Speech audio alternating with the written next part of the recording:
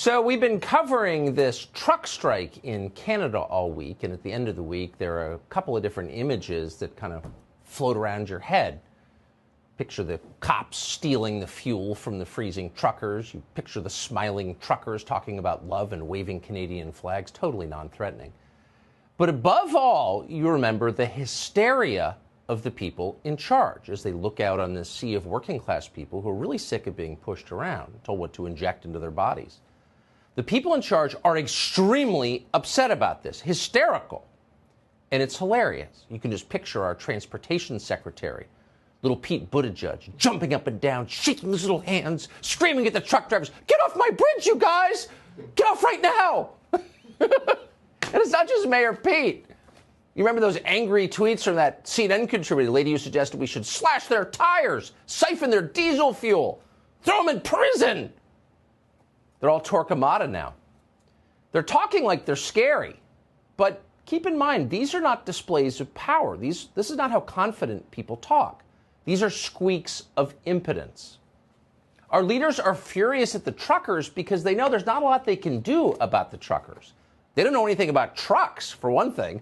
How do you get a truck off a bridge, especially when it has no fuel or tires? They have no idea. You just order someone to do it. It's kind of like Uber Eats. Some guy trots out and removes the truck.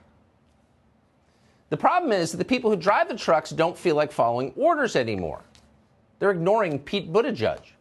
If you actually want to move a big rig, you need tow truck operators. And those tow truck operators know truckers. They know truckers aren't racists. They're not Nazis, no matter how many times Joe Biden and Justin Trudeau claim they are. So some of them aren't inclined to help. David Allen, for example, is the president of Gary's Towing in Thunder Bay, Ontario. He told Canadian media, quote, "We have all the capabilities on our tow trucks to do it, but I don't think anyone would want to." Another tow truck operator called Randy Wan said that even if tow truck operators wanted to help carry out Pete Buttigieg's orders, it would be very hard. Quote, "In the end, the trucker's going to say whether you're taking that truck away or not." Now, there are technical reasons for this, which apparently don't teach at McKinsey. It turns out that trucks are heavy. They have air brakes and steel-belted tires. Some of the truckers remove their tires completely. So what now? Now's when you start to panic, and they definitely are. This afternoon, the Prime Minister of Canada, who clearly is Fidel Castro's illegitimate son, came out from hiding to threaten the protesters directly. Watch this.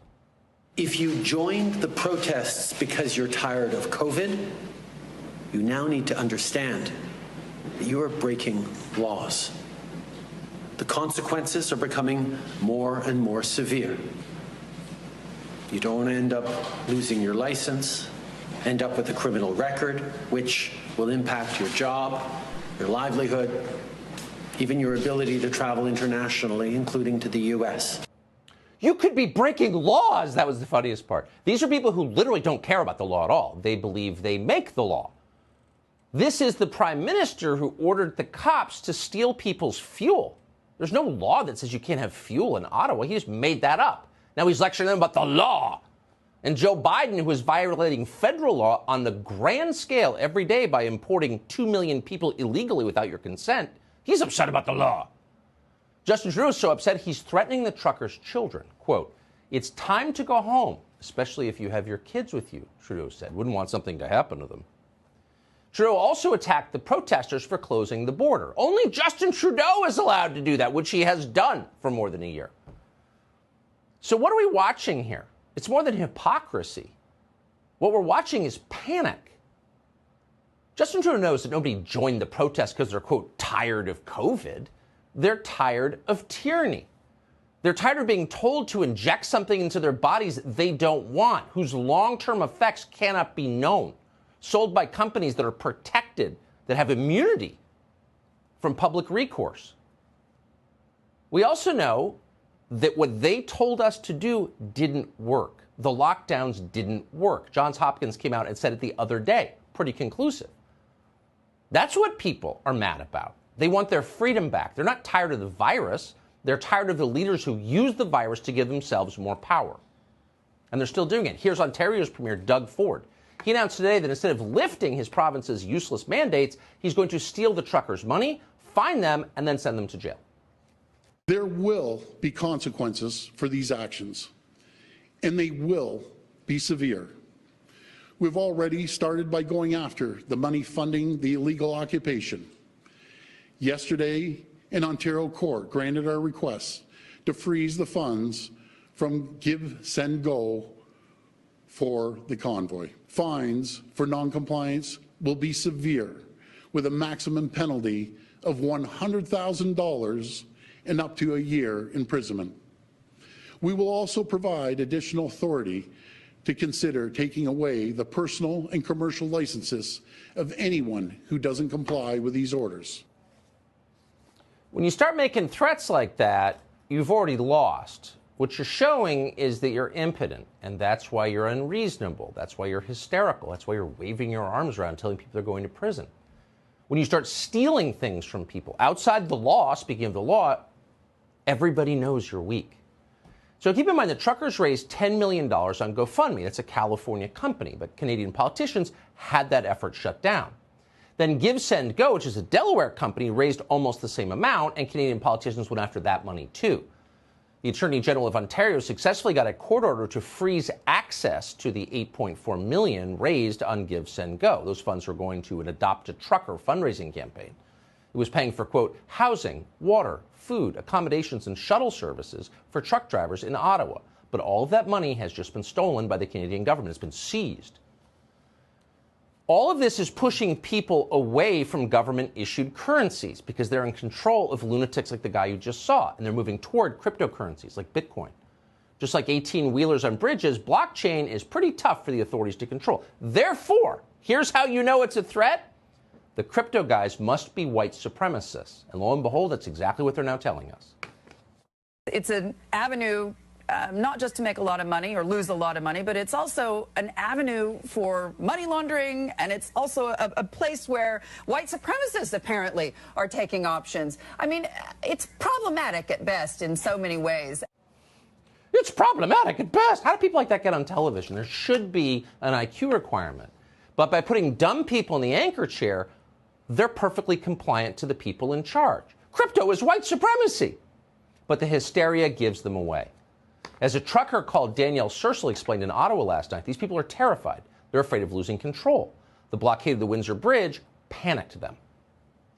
They blocked the Ambassador Bridge. Yeah, that's the busiest border crossing in between Canada and USA. The most trade goes to that port, so it's hitting them good, you know. So the downside of all of this is it's turning Canada into a legitimate police state, for real. Here's one of Doug's Ford's police officers harassing a woman at her home because of something she wrote on Facebook in support of the truckers. It's one of the creepiest clips you're going to see today. Watch. This is just some information about peaceful protests. That's all it is. Okay, so you saw something on my Facebook? No, on the Facebook group. So the Ontario Provincial Police are watching what people are doing on Facebook in different groups, whether or not they're commenting, participating, liking, and you guys are now doing service calls to give people information about peaceful protests. Yeah, it's just a proactive measure to make sure you understand your rights about peaceful protesting. It's so great. In 2020, the Stasi are chirpy. We're here as a proactive measure to inform you of your rights, not because we've been spying on your social media. So to recap, donating to the truckers is criminal. Saying anything positive about the truckers gets the police to show up at your house. That's why truckers are the new QAnon, Russia, white supremacist extremist threat. Our leaders in this country agree. In Michigan, dopey old Gretchen Whitmer is plotting to attack them with bulldozers. Watch. Do police need to begin arresting people in the blockade? You know, I'm not going to weigh into how they proceed. I'm going to tell you right now, though, they have to get it done. And using whatever tool it takes to safely and swiftly end this is what we're calling on them to do. Trucker-inspired protests in the U.S., potentially in your state, would you forcibly clear people? Brianna, if people are breaking the law, obviously we'll assess it at the time, but we are working very closely with our federal partners and the state police. The fact of the matter is we're going to do everything we can to prevent that from happening in the first place. Working closely with our federal partners, says the human mask lady. Keep in mind, they're not talking about ISIS. These are truck drivers, the people who bring you food. They're unarmed, they're waving Canadian flags and talking about love. A lot of them brought their kids. Should CNN's national security contributors and the neoliberal politicians who are attacking them really weigh into this fight? No, because they can't win it. One side is too sympathetic and the other is too loathsome. But they can't help themselves. They are so threatened by disobedience, they rush forward with swords drawn. They know if Canadian truckers can get away with this, the game is over. So they must crush anyone who questions the high priests of neoliberalism. And that category includes plenty of people on the right, obviously, but tellingly, it includes plenty of people who aren't on the right, but just feel like thinking for themselves. It includes anyone who invests in Bitcoin, as we said. It includes Sikh truck drivers in Ottawa who now work for Putin, and Joe Rogan, who's now a racist, and David Portnoy, who's now a sex offender, and Tavis Smiley, who's now a serial harasser. Those aren't right-wingers. They're just people who dared to say what they think. That slander hasn't worked. And it won't work here. You can't cancel a bridge full of 18-wheelers and shame them into driving away. They're going to try it tomorrow. There's going to be a showdown in Windsor, Ontario. We'll see what happens. But the rest of the world has already learned the lesson, which is if you resist, if you say, I've had enough, peacefully, cheerfully, with love, they have to pay attention. The only thing they pay attention to.